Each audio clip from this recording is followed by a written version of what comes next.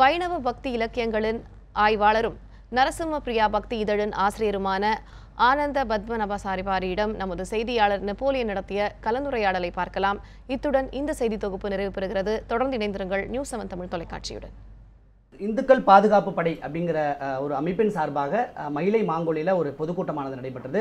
நீங்கள் கூட அதில் கலந்துக்கிட்டீங்க. குறிப்பாக இந்த இந்துக்கள் பாதுகாப்பு படை முன்வைக்கக்கூடிய கருத்துக்கள் என்ன? இந்த இந்துக்கள் பாதுகாப்பு படை தற்பொழுது எழுச்சி பெற்று சில விஷயங்களை முன்வைக்கிறாங்க. அது என்னவா இருக்கும் நீங்கள் நினைக்கிறீங்க?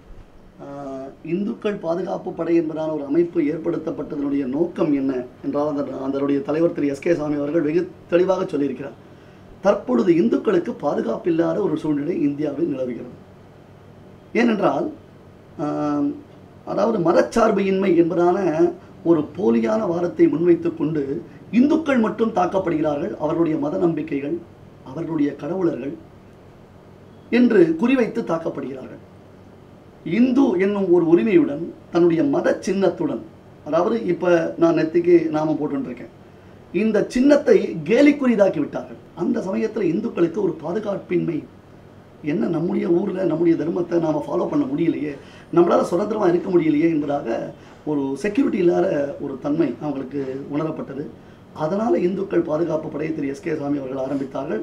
அதனுடைய ஒரு கூட்டம் சேப்பாக்கத்தில் நடைபெற்றது, மயிலை மாங்கோலில் நடந்தது. அந்த கூட்டத்தில் நான் கலந்து கொண்டேன். என்னுடைய கருத்துக்களை நான் வலியுறுத்தினேன். இதுதான் மத நல்லிணக்கம் என்பது எந்த அளவுக்கு முக்கியமானது அப்படிங்கிறது அந்த கூட்டத்தில் நிறைய விஷயங்களை அவங்க பகிர்ந்துக்கிட்டாங்க.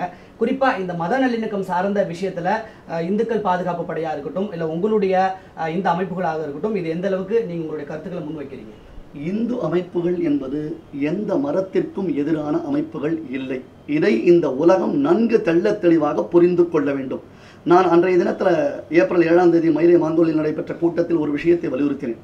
அதாவது இது மற்ற மதங்களுக்கு எதிரான கூட்டம் இல்லை, இந்துக்களுக்கு எதிர்மறையான சிந்தனை உடையவர்களாக இந்துக்களை எதிர்ப்பவர்கள், தொடர்ந்து இந்துக்களுடைய நம்பிக்கைகளை சீர்குலைப்பவர்களை எதிர்த்துத்தான் இந்த கூட்டம் நடந்ததை தவிர்த்து வேறு எந்த மதத்தை குறை கூறுவதோ அல்லது அந்த மதத்தில் உள்ளதான விஷயங்களை நாம் வேறு விதமாக திரித்துச் சொல்வதற்காகவே இந்த கூட்டம் நடக்கவில்லை.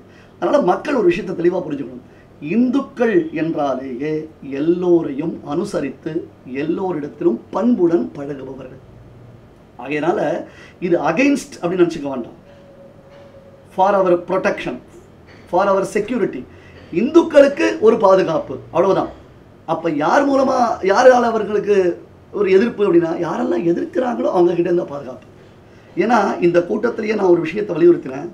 எனக்கு பல நண்பர்கள் உண்டு, நல்ல முஸ்லீம் சகோதரர்கள் இருக்கிறார்கள், கிறிஸ்தவ சகோதரர்கள் இருக்கிறார்கள். அவர்கள் கூட இந்த விஷயத்தில் எனக்கு வாழ்த்துக்களை தெரிவித்திருக்கிறார்கள். நோக்கத்தை புரிந்து கொண்டார்கள் அவர்கள். அந்த நோக்கம் புரிந்து கொள்ளப்பட்டதுன்னா வேற யாருக்கும் எந்த சங்கடமும் வரவே வராது. அதனால் இது எதிர்ப்பு மாநாடு இல்லை, ஒற்றுமை மாநாடு. மத நல்லிணக்கம் சார்ந்து பல்வேறு விஷயங்களை அவர் நம்மோடு பகிர்ந்து கொண்டிருக்கிறார். நியூஸ் 7 செய்திகளுக்காக ஒளிப்பதிவாளர் பிரபாகருடன் நெப்போலியன்.